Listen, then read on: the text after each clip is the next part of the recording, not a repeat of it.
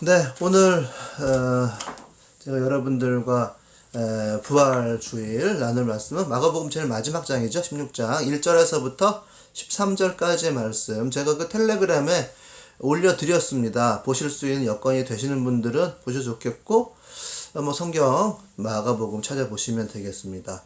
하지만 제가 한번 읽어드릴게요. 안식일이 지나니 막달라 마리아와 야고보의 어머니 마리아와 살로메는 가서 예수께 발라드리려고 향료를 샀다. 그래서 이래 첫날 새벽 해가 막 돋을 때에 무덤으로 갔다. 그들은 누가 우리를 위하여 그 돌을 무덤 입구에서 굴려내 주겠는가 하고 서로 말하였다.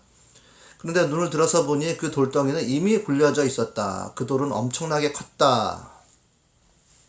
그 여자들은 무덤 안으로 들어가서 웬 젊은 남자가 흰 옷을 입고 오른쪽에 앉아있는 것을 보고 몹시 놀랐다. 그가 여자들에게 말하였다. 놀라지 마십시오. 그대들은 십자가에 못 박히신 나사렛 사람 예수를 찾고 있습니다만 그는 살아나셨습니다. 그는 여기에 계시지 않습니다. 보십시오. 그를 안장했던 곳입니다. 그러니 그대들은 가서 그의 제자들과 베드로에게 이르십시오. 그는 그들보다 앞서서 갈릴리로 가십니다. 그가 그들에게 말씀하신 대로 그들은 거기에서 그를 볼 것이라고 하십시오. 그들은 뛰쳐나와서 무덤에서 도망하였다. 그들은 벌벌 떨며 넋을 잃었던 것이다. 그들은 두려워서 아무에게도 아무 말도 못하였다.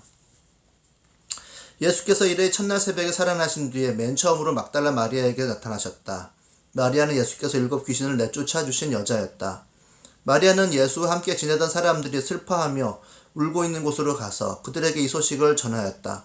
그러나 그들은 예수께서 살아나시다는 것과 마리아가 예수를 목격했다는 말을 듣고서도 믿지 않았다. 그 뒤에 그들 가운데서 2 사람이 걸어서 시골로 내려가는데 예수께서는 다른 모습으로 그들에게 나타나셨다. 그들은 다른 제자들에게 되돌아가서 알렸으나 제자들은 그들의 말도 믿지 않았다. 네, 오늘 부활의 기쁜 날 여러분들과 영상으로나마 만나 뵙게 되어서 정말 감사드립니다. 부활의 기쁨이라고 하는 것, 이 성경 마가복음을 통해서 잘 표현되어 있고요. 하지만 그 이후에 사람들의 반응이라고 하는 것은 말을 듣고서도 믿지 않았다. 그리고 그 다음에 그들의 말도 믿지 않았다. 라고 얘기하는 2번의 구절을 통해서 부활의 기쁨이 있지만은 그들 가운데서 믿음보다는 회의하는 것, 의심하는 것이 동시에 있었다는 것을 발견할 수가 있어서 우리들의 삶도 사실은 그와 같이 언제나 믿음을 가지고 있지만은 또 굴곡이라고 하는 것이 있어서 내리막에 있을 때는 의심하고 회의하고, 그럴 때 그냥 의심과 회의가 아니라 내가 좀 괴로워지는, 침울하고 침체되고 하는 그런 순간을 맞이하게 될 가능성도 있다라고 하는 점을 저는 좀 생각하고 이 부분에 대해서 여러분들과 함께 좀 나누려고 합니다. 마가복음의 맨 마지막 장인데, 1장 안식일이 지나니라고 하는 이 안식일이 지나니, 그냥 지나간 안식일, 이 부분이 굉장히 중요한 이야기입니다. 그러니까 지나간 안식일, 예수께서 죽어 계신 그 날 매정한 안식일입니다. 그런 것이 사실은 믿음에 대한 회의를 암시하고 있는 것 같습니다. 왜냐하면 예수가 죽은 이유가 바로 그 안식일 때문입니다. 권력자들과 안식일에 대한 해석, 그리고 그것의 실천을 두고 굉장히 예수님은 첨예한 갈등을 벌이셨고, 사실은 그것 때문에 죽게 되었다고 마가복음은 이미 서두에서 해석을 해주고 있습니다. 여기서는 안식일이 그냥 지났다라고 하는 것은 그냥 기득권자들의 어떤 도구로서 건재한 안식일이라고 봐야 될 것 같습니다. 예수님께서는 이 권력자들과는 다르게 굉장히 정반대의 측면에서 안식일을 해석하셨다는 것을 마가복음에서는 보여주고 있는데요. 그것이 2장과 3장에 나타나 있어요.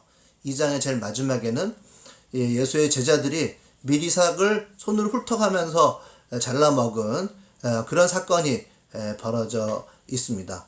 그때에 권력자들은 예수님에게 이렇게 도전하지요. 그들의 제자들이 안식일에 하지 못할 짓을 하였소. 안식일에 라는 말이 있죠. 안식일에 해선 안 될 일을 했다라고 얘기하는 겁니다. 이 안식일에 그랬다라고 하는 것, 사람을 옥죄는 도구로서 활용하고 있다는 것을 느낄 수가 있잖아요. 그들을 위한 시스템을 어겼다라고 하는 거죠. 안식일이라고 하는 것은 일주일에 한 번씩 돌아오는 시스템으로서 철저히 그들의 기득권을 지키고 또 그것에 대항하지 못하도록 여러 가지 장치를 마련해 두는 분리의 시스템으로서 안식일은 작용하고 있습니다. 또 예수님께서는 다윗의 예를 들어서 대답을 하시죠. 다윗도 배고플 때에 그 부하들과 함께 먹어서는 안 될 제사에 쓰는 빵, 진설병을 먹었다. 안식일이 사람을 위해서 생겨난 것이지 그 반대는 될 수 없다. 이렇게 말씀을 하십니다. 그리고 인자가 안식일의 주인이다 라고 정면 도전을 하시는 거죠. 그렇게 긴장이 깊어져 가고 3장으로 넘어가면 예수께서 안식일에 손이 오그러든 자를 고치는 사건이 있습니다. 그때 예수께서 그냥 고치지 않으시고 정면으로 도전을 하시죠. 안식일에 선한 일을 하는 게 옳으냐? 그렇죠? 선한 일을 하는 게 옳으냐? 악한 일을 하는 게 옳으냐? 이렇게 질문을 하세요. 그러니까 예수님의 전체 사상 중에 일부로서 하위 개념으로서 권선징악이라고 하는 개념이 들어 있습니다. 그리고 예수께서 생명을 살리는 것이 옳으냐라고 그 이후에 근본적인 차원에서 하나님의 근본 원리가 생명을 살리는 거냐 아니냐라고 질문을 이제 하시는 거죠. 생명에 대해서 하나님의 근본적인 뜻이 뭐냐라고 질문을 하십니다. 그리고 이제 고쳐주시죠. 그 이후에 이 바리새인들은 당시로서 굉장히 훌륭한 사람들이었어요. 딱 들고 일어났고 헤롯 왕과 함께 예수를 죽일 모의를 했다고 3장 초반부에 그렇게 되어 있습니다. 그러니까 이 안식일이라고 하는 것, 이 안식일이 지나니라고 이야기하는 것은 굉장히 중요한 의미가 있는 것이죠. 예수님 입장에서는 사람을 살려야 되는 안식일이고 기득권자 입장에서는 그들의 보수적인 시스템을 지켜야 되는 시스템으로서 안식일인 것입니다. 사람을 위한 안식일이 되어야 한다는 예수의 메시지가 집중된 날 안식일이라고 생각하시면 됩니다. 그러나 그 안식일에 예수는 죽어 계셨단 말이죠. 예수를 따르던 사람으로서는 굉장히 회의스럽고 차가워지고 의심을 할 수밖에 없는 그런 상황에 있었다고 보여지고, 그래서 사람들이 예수가 사라졌다가 아니라 살아나셨다라고 얘기했을 때 그 말을 듣고서도 믿지 않았다라는 얘기를 계속 반복해서 마가복음의 제일 마지막 장에는 이야기를 해주고 있는 것 같습니다. 뿐만 아니라 누가복음을 보시면 조금 더 디테일하게 얘기가 되고 있는데요. 여자들이 향유를 사가지고 준비를 미리 했어요, 사실은. 그러나 안식일 때문에 바로 가지 못하고 계명을 따라 쉬었다고 되어 있거든요. 시신에다가 향유를 발라서 마지막 정성을 다하려 하고 부패가 되는 것을 최대한 방지하려고 하면 바로 발라드려야 되겠죠. 그래서 미리 샀단 말이에요. 향유라고 하는 것이 귀한 물건을 미리 샀으나 안식일 때문에 가지 못하고 그들은 마지막 떠나는 사람에 대한 예의를 안식이라고 하는 것 때문에 하루 걸러서 할 수밖에 없는 그런 상황을 누가복음에서는 묘사를 해주고 있어요. 그러니까 그리고 또한 예수의 시체를 그 안식일에 십자가에 두면 안 되기 때문에 미리 안치했다는 이야기도 요한복음에는 있습니다. 그러니까 어떤 사람에게 있어서는 그저 지나간 하루예요. 기득권자들의 입장에서는 사회 제도로서의 안식일, 기득권을 지켜주는 안식일인 것이죠. 그러나 예수께서는 생명을 살리고 사람을 위한 날이 될 수 있도록, 될 수도 있는 어떤 감격의 날이 될 수도 있다라고 하는 가능성을 사람들에게 던져주었고, 사람들은 그 사이에서 어떤 안식일이냐라고 하는 것을 붙잡아야 될 상황에 있는 것이죠. 그러나 현재의 모습이 묘사되고 있는 것은 예수께서 살아나셨으나 그 안식일은 그저 사회를 지켜주는 기득권자들의 도구로서 건재한 안식일에 머물러 있다는 것을 보여주고 있습니다. 그렇게 되면 안식일이라고 하는 것은 무력한 나의 능력을 알려주는 날이 되고, 이것은 신앙생활 중에 올라오는 회의 같은 것을 우리들에게 계속 줄 수 있는 환경이라고도 해석을 할 수 있을 것 같아요. 질문과 회의를 주는 날들인 거죠. 질문과 회의가 나에게 주는 유익이 있습니다만은 결국 그것이 지속되었을 때 나의 믿음을 방해하는 내적인 환경이 되기도 합니다. 그래서 거기서 머물러 있을 것이 아니라 우리들은 다시 한번 믿음으로 돌아오고, 솔직한 질문을 하고 믿음으로 돌아오고 하는 이 사이클을 그려야 되는데, 이 회의와 의심에 빠져 있으면 우리들의 신앙은 근본적으로 방해를 받게 되고, 결과가 뭐냐면 무력이라고 하는데 빠지는 거죠. 삶의 방향을 잃어버리는 무력함. 그리고 또 나 스스로를 비인간적으로 만들고 사람과의 관계가 비인적인 시스템이 되어서 나도 그 시스템대로 살아갈 수밖에 없나? 라고 하는데 결정적인 문제가 있습니다. 정상적인 회의와 의심이라고 하는 것은 믿음으로 거슬러 올라가야 되는데, 빠져 있으면 이렇게 신앙으로는 살기가 힘들구나라고 하는 결론에 이르게 되고, 기존 세력을 지켜주는 그 시스템, 안식일이라고 하는 것은 그런 기능이니까 그거에 맞춰 살아야 되나? 라고 하는 대로 내가 간다는데 문제가 있는 것이죠. 그 시스템에 대한 믿음이 생겨버리는 것입니다. 그래서 우리들이 신앙생활을 하다 보면 그럴 수밖에 없는 나날들이 생깁니다.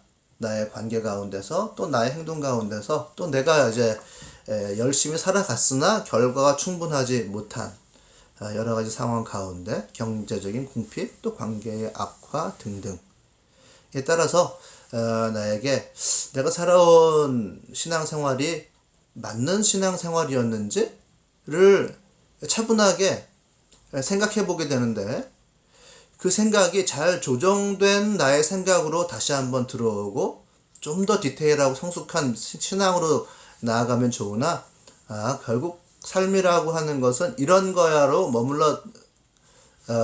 머무르게 되면 결국 그것은 나의 삶을 기존 질서에 맞추게 되는 결과로 밖에는 갈 수가 없어서, 우리가 이것에서 어떻게 벗어날 수 있는지, 믿음으로 어떻게 다시 돌아갈 수 있는지를 생각해 보지 않을 수가 없습니다.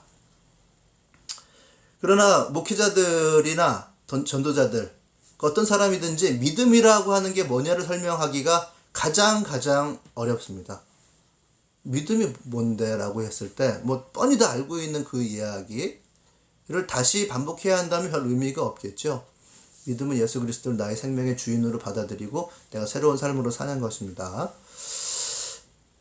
거기에서 회의를 하고 있으니까 그거에 대한 설명을 하기가 가장 어려운 것이죠. 그러나 현실은 분명히 존재하는 것이고요.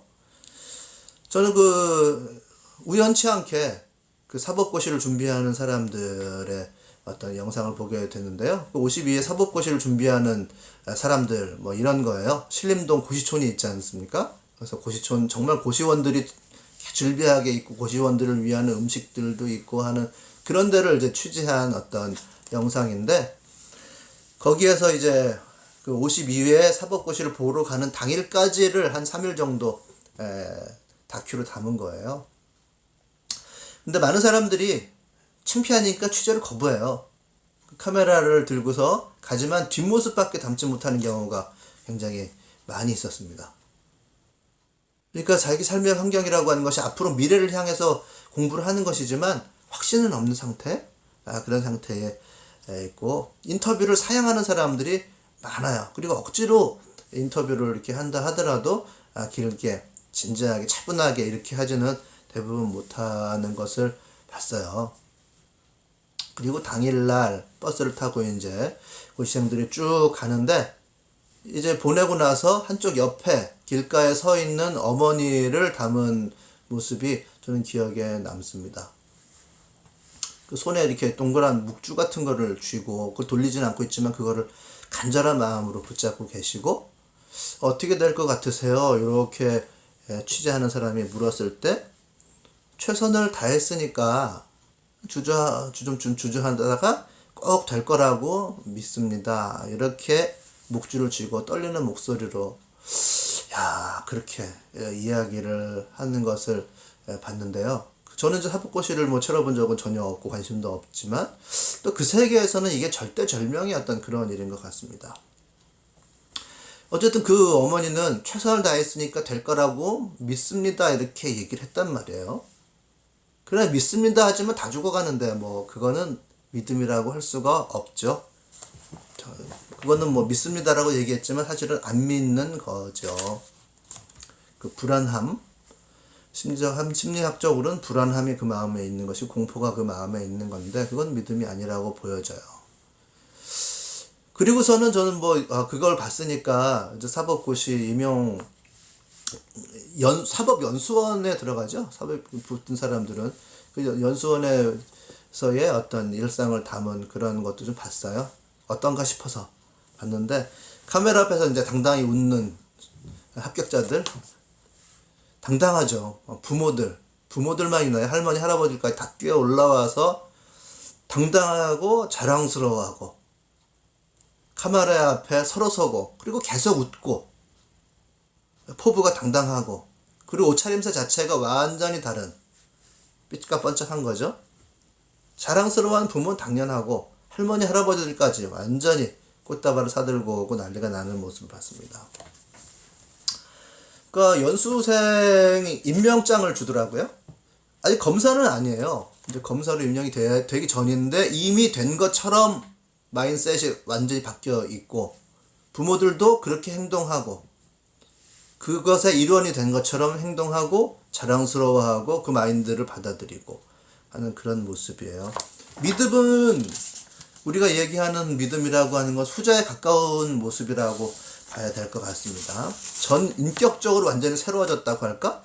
완전히 믿는다고 하면서 다 죽어가는 사람의 모습에서 완전히 달라진 정말 살아난 그 모습을 발견했는데요. 믿음이 사실 그거죠. 그런 것이죠. 차갑고 죽어있는 그런 모습이 아니라 살아있고 즐거워하고 그것을 전인격으로 받아들이는 완전히 새로운 삶. 이것이 믿음입니다. 그거 조금 더 신학적으로 표현은 물론 해야 되겠죠. 소속이라고 하는 것이 우리 검사에 소속된 것이 아니고 하나님 나라에 소속됨. 첫 번째로는 그게 기본이죠. 우리가 하나님 나라에 소속되었다. 그것을 하나님 나라의 시민이라 표현하기도 하고 어쨌든 우리가 그것에 소속되었다라고 하는 것을 분명하게 받아들이고 그 질서가 정당하다라고 하는 것을 받아들이면서 그 질서 가운데 살아가는 때문에 그 질서의 정당함을 하나님 나라의 질서의 정당함을 받아들이며 살아가기 때문에 때로는 세상의 메인스트림을 거슬러서 올라가야 되는 것이 우리들의 삶이라고 하는 것, 믿음의 삶이라고 하는 것이죠. 합격한 연수생들의 그런 모습과 비슷하다고 생각하시면 되겠습니다. 그 가운데서는 즐거움이 있고 뜨거움이 있고 부드러움이 있고 여유가 있잖아요. 그와 같은 정서는 좀 엇비슷하다고 생각해요. 그것이 다가 아니지만 그러면 이제 믿음은 그러한 것인데 회의라고 하는 것은 이제 말씀드렸지 전자의 어떤 것이에요. 열심히 했다고 하지만 두려움과 불안함이 사람을 죽게 만드는 거죠. 믿었지만 어떤 상처받은 마음과의 투쟁하는 것이 어떤 회의라고 하는 것일 수 있습니다. 해봤는데 잘 안 되는 경험이 생기고 그 믿음을 계속적으로 방해하는 건재한 안식일이라고 하는 비인간적인 구조 가운데서 내가 잘 뚫고 나가지 못할 때에 회의라고 하는 것이 생깁니다. 나 열심히 했는데 왜 그러지? 그리고 혼자 있는 것 같은 느낌이 들 때에 그래요. 예수님께서 그 안식일에 손 마른 자를 고치실 때 분명히 물어보시잖아요. 선한 것을 하는 게 옳으냐 악한 것을 하는 게 옳으냐. 그 부분적으로 하위 개념으로 하위 도덕률로 권선징악이라고 하는 것이 예수님의 사상에는 분명히 들어 있습니다. 근데 과연 권선징악대로 세계가 움직일까요? 실제로 그 반마을을 먹는 일들이 너무 많죠. 어이없는 일이 너무 많아요. 그것대로 되는 일보다는 안 되는 일이 훨씬 더 많다고 느껴지지 않으세요?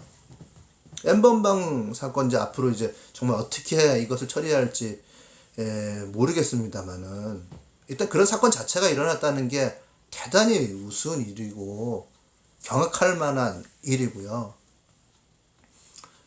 그 뭐 검사 그 누구죠? 그 김학의 그 사람은 이미 무혐의로 풀려났단 말이죠. 뻔히 찍은 동영상에 있는데 김학의라는 그 사람은 아시죠? 그 성접대를 받았는데 뭐 대학생 여자들 불러놓고 거기에 뭐 술에다가 그 마약을 타서 뭐 혼미한 상태를 만들어 성폭행을 한 그런 동영상이 버젓이 있음에도 불구하고 처벌 안 받고 풀려났습니다. 이 권선징악이라고 하는 것대로 돌아가냐 하면 안 그런 것이 너무 많다는 거죠. 뭐냐 이거. 건재한 주일의 시스템이 안식일의 시스템이 그냥 남아있는 것을 보고 야 이게 정말 하나님께서 이 세상을 올바른 방향으로 이끌어 가시는 것이 맞으냐라고 하는 생각을 할 수밖에 없는 거죠. 아주 거대한 시각에서 보면. 그러나 또 그 개인적인 차원에서의 회의라고 하는 거 인생이 정말 끝내 안 되는구나라고 느껴지는 것도 굉장히 많죠. 우리 특히 어머니 시대에 그 가족을 위해서 헌신한 그 어머니, 그 남편을 위해서 순수하게 몸을 쓰면서 이렇게 다림질도 해주고 뭐 밥도 해주고 이렇게 정말 순종과 충성을 다했던 그런 어머니들이 지금 뭐 그렇게 열심히 했다고 해가지고 대접받고 잘 살고 계시나요? 건강을 해치게 되고 지난날이 한스러워지고 뭔가 잘못됐다라고 하는 것을 이제 젊은이들은 그렇게 안 사는구나 느끼면서 나 인생이 회한과 그러나 이제 다 지나가 버렸으니까 어려움에 처해 있는 것을 나중에 발견하게 되면 정말 절망에 개인적인 차원에서도 빠지게 되는 것을 발견하고 도저히 못 살겠다. 황혼 이혼도 하고 이제 그렇게 된단 말이죠. 그러니까 개인적인 차원에서도 그렇고 전 구조적인 시스템의 차원에서도 그렇고 우리에게 회의를 주는 일들이 너무나도 많이 있고 또 뭐 개인적인 제가 여러분들 한 분 한 분을 지금 얼굴을 떠올려 보지만 그럴 법한 일들은 다 가지고 계신 것 같아요.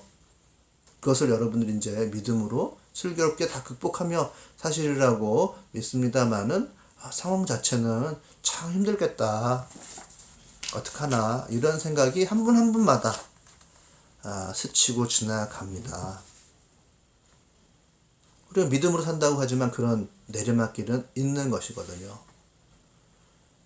그러니까 예수님의 부활을 보고서도 믿지 못하겠다. 말을 듣고도 믿지 못하겠다라고 하는 것이 우리들의 모습일 수도 있다고 보여집니다. 근데 이 회의와 의심의 파워라고 하는 것은 아주 막강해요. 살아봤더니 안 돼. 이렇게 나오면 그 누가 어떻게 아니야. 믿음이라고 하는 것은 우리를 살게 해. 이렇게 말할 수 있는 사람이 그 뭐 얼마나 되겠습니까? 믿음만으로 안 돼. 살아봤더니 안 되라고 하는데 믿음과 순순한 거다 이렇게 얘기하면 그것을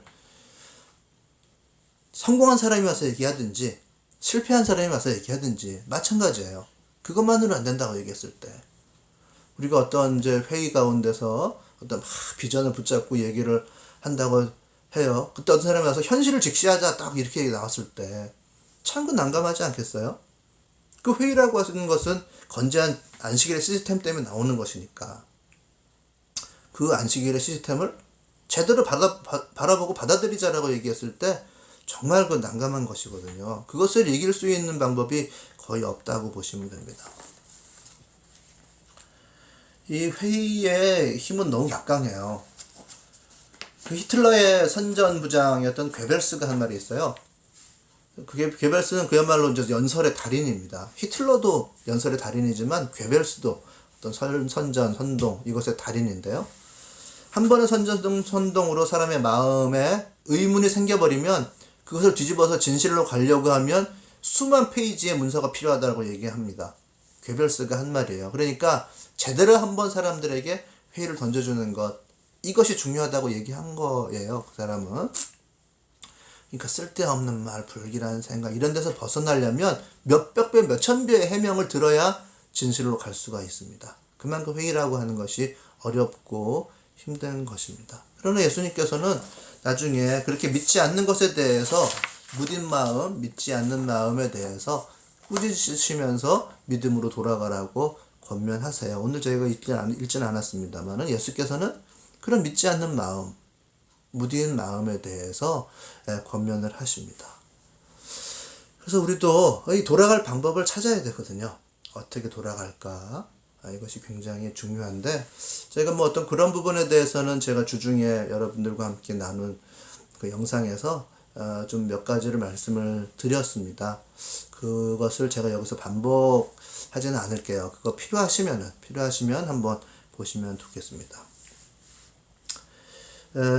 회의라고 하는 것, 의심이라고 하는 것은 결국 나의 마음이고, 또 사실 믿음으로 돌아오는 것도 결국 나의 마음이 굉장히 중요한 거죠. 돌이킴도 나의 마음이고 하니까 성경이 표현하는 어떤 믿음의 회복이라고 하는 것이 어떤 것인지를 한번 생각해 볼 필요가 있어요.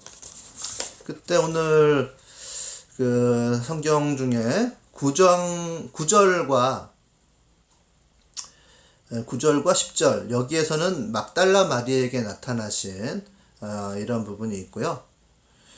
그리고 12절, 13절에는 엠마오로 내려가는 두 제자에게 나타나신 예수님의 모습이 나와 있어요. 이런 것을 봤을 때 성경이 표현하는 예수님을 만남, 이것이 굉장히 중요하다라는 것을 1차적으로 우리가 좀 알 수가 있고요. 이것을 봤을 때 하나 예수님을 개인적인 관계로 뜨겁게 만나서 상처가 치유되는 것이 필요하다라고 하는 것은 어느 정도 생각을 해볼 수 있는 것 같아요. 내면적인 믿음인 거죠, 일단. 어떤 내면적이라고 하는 것은 음적인 어떤 차원이죠. 내면적이고 마음의 차원이고 나의 신앙의 차원이고 나의 마음 깊은 곳에서 일어난 어떤 작용이라고 봐야 될 것 같습니다. 그런 회의를 하겠다라고 하는 것은 차가운 마음이고요. 여기서 예수님을 만나서 마음이 부드러워지는 어떤 이런 것은 좀 뜨거운 마음이라고 표현하면 이미지적으로는 맞을 것 같아요. 마음이 차가워지면 딱 얼음처럼 얼어붙어가지고 나의 일, 나의 생각만, 나의 어려운 점만 집중하고 움직이지 않는 그런 특성이 있는 반면에요. 마음이 뜨거워지고 마음이 부드러워지면 흘러가는 마음이 생겨요. 그래서 남들을 돌아보게 되고 나도 힘들지만은 다른 사람의 힘든 것도 바라보게 되고 또 나의 마음이 어렵고 힘들어졌을 때 다른 사람들이 나에게 베풀어주는 작은 친절과 도움 같은 것들을 굉장히 귀중하게 생각하게 됩니다. 일단 하나님을 의식하게 되는 거죠. 부드러운 마음이라고 하는 것은 하나님을 의식하고 타인을 생각하는 그런 마음을 가지게 됩니다. 그리고 이제 절망에서 벗어나서 그 가능성을 생각하게 되겠죠. 부드러운 마음이라고 하는 것을. 우리들의 마음이 사실은 믿음이라고 돌아갈 때는 여러 가지 차원을 해야 되는 것 같아요. 일단 나의 마음이 부드러워진다라고 하는 이런 마음, 이것이 굉장히 다중다양한 여러분들의 상황에서 그것을 포함하고 있습니다. 이 이미지를 좀 나에게서는 어떤 것인지를 한번 생각해 보실 필요가 있을 것 같아요. 그때 이제 저는 오늘 12절 13절에 있는 막달라 마리아가 예수님 만난 이런 광경을 좀 깊이 한번 묵상해 보시면 어떨까 하는 생각이 들어요. 근데 여기는 굉장히 간단하게 나와 있고요. 요한복음 20장에 보면 마리아, 이게 이제 애매하게 나와 있긴 한데요. 마리아인지 그냥 마리아인지 막달라 마리아인지는 정확하게는 몰라요. 그 전체 패러그래프를 읽어보면 마리아라고 주로 되어 있는데 예수님을 만난 사람이 또 맨 마지막에는 막달라 마리아라고 되어 있어서 아마 막달라 마리아가 예수님이 귀신 들렸을 때 고쳐졌잖아요. 그러니까 예수님과 조금 더 친분이 있는 사람으로서 막달라 마리아가 예수님을 만났을 것이다라고 사람들은 추측하지만 성경 구절, 특히 요한복음을 읽어보면 그냥 마리아인지 그냥 마리아가 너무 많으니까 누군지를 모르는 거예요. 일부러 그렇게 했을 수도 있다고 저는 생각하는데요. 막달라 마리아인지는 모릅니다만은 거기에서 마리아가 예수님을 만난 장면이 조금 더 자세하게 묘사되어 있습니다. 어쨌든 우리가 내면 가운데서 예수님을 만나는 것이 필요한데 이 마리아가 무덤 주위에서 몸을 구부려서 들여다보면서 그 비어있는 것을 보고 사랑하는 예수님의 시신이 싹 사라진 것을 보고서는 막 하염없이 울고 있는 장면이 묘사가 돼요. 그리고 예수님께서 그 옆에 막달라 마리아 옆에 서 계셨으나 눈이 가리워져서 예수님인 줄을 못 알아보는 상황에 있습니다. 예수님을 바라보시고 너무나도 안타까우신 거죠. 그 울음이라고 하는 것이 의미하는 게 정말 일단은 많은 슬픔이라고 표현되어 있어요. 그리고 우리는 그것을 조금 더 내면적인 차원에서 생각해보면 슬픔과 한탄과 원망과 의심과 회의와 이런 것들이 다 섞여 있다고 봐야 되겠죠. 그 예수님께서 너무 안타까우셔서 마리아야 이렇게 부르십니다. 그러니까 그 목소리는 너무 뚜렷하잖아요. 예수님 목소리가 확 들리니까 예수님을 돌이켜서 라보니여 이렇게 합니다. 라보니, 랍비라는 말의 다른 표현인데요. 이 라본이라는 말은 아주 극존칭일 수도 있고 해석이 한 두 가지 정도로 나눠지는데, 랍비라는 말 자체가 나의 큰 사람 이런 뜻이에요. 라본이라고 했을 때 아주 나의 큰 사람을 좀 더 높여서 하는 말이라고 해석하기도 하고요. 그리고 뭐 구약 신학자인 올브라이트나 이런 분들 같은 경우는 그것보다는 나의 사랑하는 주님 해서 애칭으로 이렇게 부르는 것일 수도 있겠다라고, 오히려 그렇게 상황상 정황상 그렇게 해석해야 맞다고 봅니다.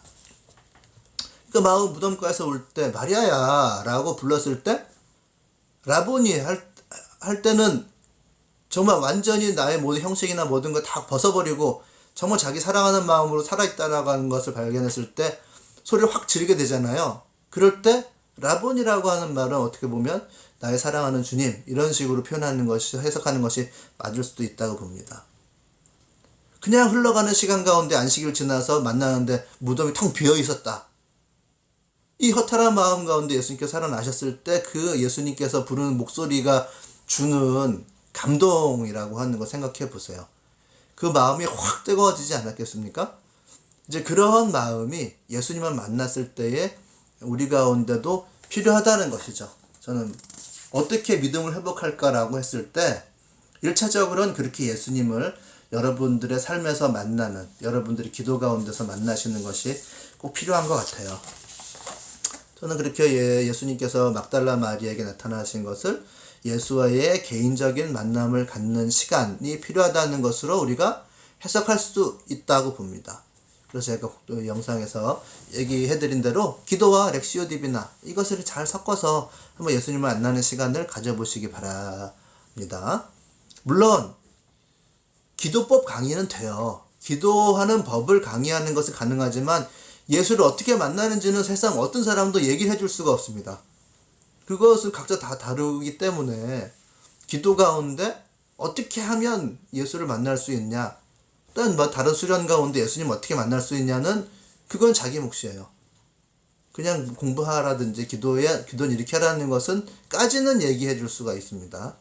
그것을 어떻게 만나느냐, 뭐 그걸 만날 수 있는 방법을 딱 집어서 얘기해 줄 수 있다면 우리 가운데 고생하는 사람이 있을 리가 없죠. 그리고 엠마오로 가는, 뭐 여기 마가복음에서는 이제 엠마오로 간다고 표현되어 있지 않아요. 그러나 누가복음을 보면 이거 병행 구절이라고 하는데요. 뭐 누가복음 24절에 엠마오로 가는 두 제자가 표현되어 있습니다. 거기서 예수님께서는 나그네로 나타나셨죠.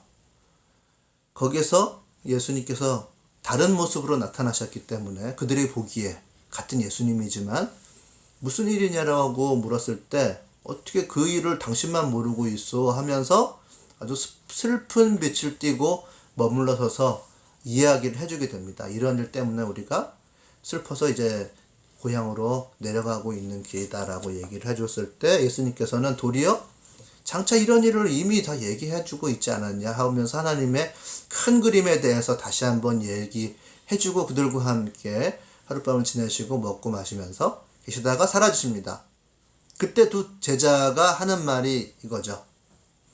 길에서 그가 우리에게 말씀하시고 성경을 풀이하여 주실 때에 우리의 마음이 속에서 뜨거워지지 않았던가, 이렇게 이야기를 합니다. 이 뜨거워진 마음이라고 하는 거요, 바로 이거죠. 시험 붙어가지고 이제 검사가 된 듯이 펄펄 뛰는 사람들의 그 마음, 그 세속적인 것에 성공을 이룬 사람들의 그 마음이 어느 정도 연상이 되신다면 그것이 예수님을 만난 나의 마음이 되어야 한다라고 하는 거, 이것이 필요한 거죠. 그랬을 때 그 나의 뜨거워진 마음이라고 하는 것은 나의 마음이 열리게 되고 하나님께서 하신 일이라고 하는 것이 무엇일까? 나를 위해서 예비하신 일이 무엇일까라고 하는 것을 생각하는 믿음의 마음이 될 수 있다라고 하는 것입니다. 그래서 저는 예수님을 만나서 믿음을 회복하는 이 첫 번째의 어떤 길을 여러분들에게 일단 말씀드리고 싶고요. 조금 더 그 기도와 말씀을 통해서 찾기를 원하시는 분들은 그 길로 나아가 보시는 것을 추천해 드리고, 그러나 음양이 있는 거잖아요. 그렇게 내면적인 방법을 통해서 예수님께로 나아갈 수 있는 방법이 있고요. 또 하나는 양적인 방법이 있습니다. 실천을 통해서 예수님을 만날 수 있는 방법이 있어요. 그러니까 실천만 하게 되면 소진되니까 힘들 수도 있지만 어쨌든 실천을 하는 것을 통해서 예수님을 만나는 것은 기독교에 있어서 굉장히 중요한 부분이에요. 오늘 읽은 성경에서도 예수님께서는 이런 메시지를 주십니다. 흰옷 입은 남자가 예수님의 시신은 사라져 있는데 그들에게 말씀하세요. 그는 살아나셨습니다. 그는 여기 계시지 않습니다. 보십시오. 그를 안장했던 것입니다. 그리고 7절에 그러니 그대들은 가서 그의 제자들과 베드로에게 이르십시오. 그는 그들보다 앞서서 갈릴리로 가십니다. 갈릴리로 가십니다. 그가 그들에게 말씀하신 대로 그들은 거기에서 그를 볼 것이라고 하십시오. 라고 되어 있어요. 갈릴리로 가야 한다는 것은 갈릴리 예수님과 처음 만났던 것이고 예수님의 제자가 되었던 것이고 예수님과 사역했던 곳이고 예수님을 나의 주님이라고 고백했던 그런 곳이고 예수와의 모든 경험이 깃들어져 있는 것이에요. 그리고 갈릴리는 가난한 동네고 이스라엘의 최고 북단에 별로 쓸모없는 땅, 예수님과 함께 실천했던 그곳입니다. 갈릴리로 가야 한다라고 하는 것은 우리들의 실천을 이야기할 수 있다고 저는 생각을 해요. 실천이라는 것의 가장 중요한 것은 사람과의 만남 아닙니까? 교제. 그리고 조금 더 나아가서 조금 더 본다면 서로 돕는 것이죠. 서로 돕는 것. 내가 할 수 있는 만큼. 그리고 내가 필요한 것. 그가 필요한 것을 서로 주고받는 것이 바로 도움이라고 하는 거예요. 저는 그런 영화를 하나 본 적이 있는데요. 그 레이버데이라고 하는 영화예요. 레이버데이는 노동절이잖아요. 노동절에 아마 그 배경이 되는 노동절은 어떤 휴일을 끼고 노동절 연휴가 이렇게 한 5일 정도 펼쳐진 그런 날인 것 같습니다. 그때 한 탈옥수가 있어요. 사형 집행을 앞두고 있는 탈옥수가 하나 나타나고요. 그리고 대인 기피증을 가지고 있는 엄마와 아들이 있습니다. 그래서 그 탈옥수가 그 엄마와 아들을 인질로 붙잡고 집에 들어가서 며칠만 있다 떠날 테니까 입 다물고 있으라고 이렇게 협박을 하면서 인질로 잡고 있습니다. 그리고 이제 노동절이기 때문에 모든 것이 정지된 그런 아무것도 아닌 그 시공간만 있는 그런 것을 배경으로 해서 이 세 사람이 한 집에 있게 돼요. 인질이고 인질로 잡은 사람인 거죠. 근데 탈옥수는 그래도 일상 생활을 할 수 있는 사람, 능력이 있는 사람이고 이 엄마와 아들, 엄마는 대인기피증으로 일상 생활을 할 수가 없고 아들을 제대로 돌볼 수가 없는 그런 심리적으로 굉장히 약한 사람이었어요. 그래서 집에 있는 대가라고 생각했는지 그 탈옥수는 그 음식을 해서 이들에게 줍니다. 그리고 뭐 집도 잠깐 고쳐주고 또 시간이 지나자 약간 좀 더 좀 자유로워졌는지 자동차 바퀴를 풀어내고 다시 끼워주는 것을 아들에게 알려주고요. 그러면서 이렇게 필요한 것을 그들에게 제공해요.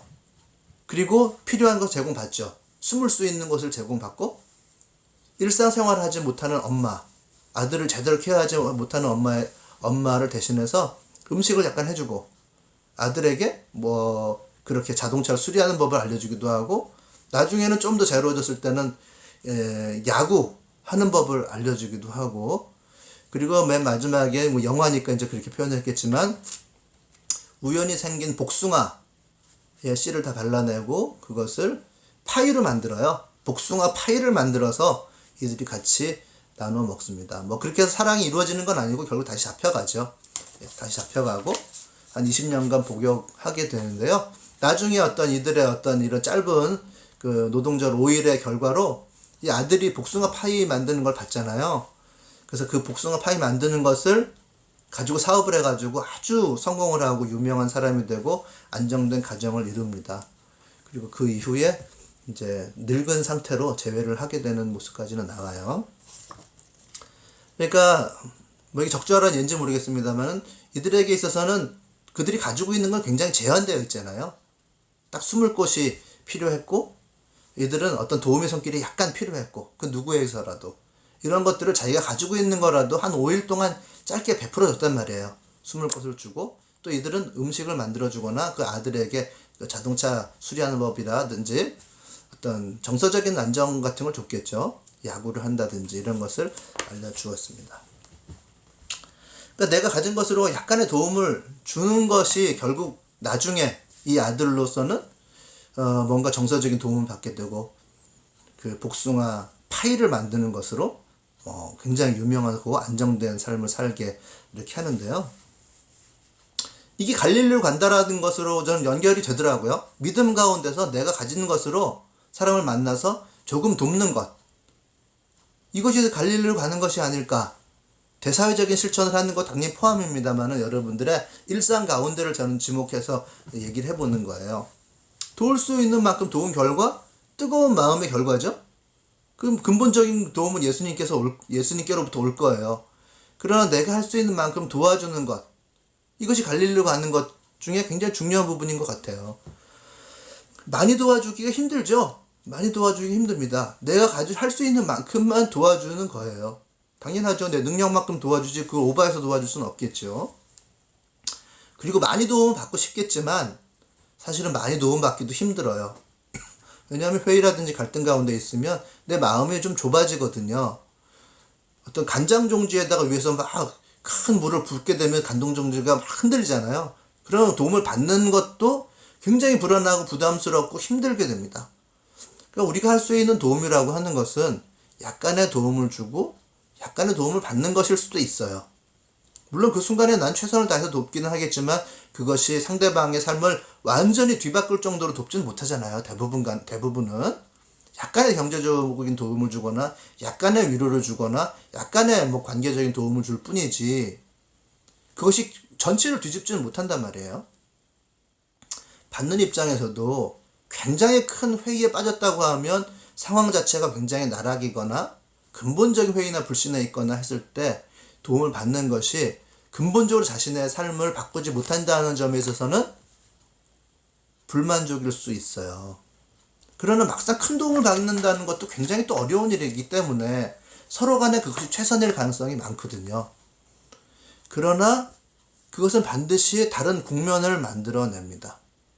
그것이 믿음으로 될 때에 그것은 다른 국면을 만들어내요. 그런 도움의 손길이라고 하는 건 반드시 하나님의 어떤 일을 만들어내는 것으로 이어지거든요. 믿음이라고 하는 게 그렇잖아요. 능력으로 가는 연결고리 같은 건데 거기에 하나님의 일이 생성이 됩니다. 그래서 17절과 18절은 제가 이제 여기에는 적어놓지는 않았어요. 그러나 믿는 사람들에게 따르는 표징이라고 하는 것이 17절과 18절에 나와 있습니다. 제가 그것을 한번 정리해 드릴게요. 내 이름으로 귀신을 쫓아냄, 그리고 새 방언으로 말함, 손으로 뱀을 집어듦, 독약을 마실지라도 절대로 해를 입지 않음, 아픈 사람들에게 손을 얹으면 나음. 객관적으로 과학적으로 이것이 맞는지를 따지지 마세요. 나에게 그런 일이 꼭 필요한 사람에게는 그런 일이라도 일어나야 되니까 나에게 이런 일이 일어난다면 뭐지? 라고 잘 봐야 됩니다. 그 예수님을 위해서 향유를 사서 발라주려고 하던 그 여인들에게는 누가 우리를 위해서 돌을 굴려줄까? 이 걱정이 태산이었어요. 그러나 돌은 미리 굴려져 있었습니다. 그런데 눈을 들어서 보니, 4절입니다.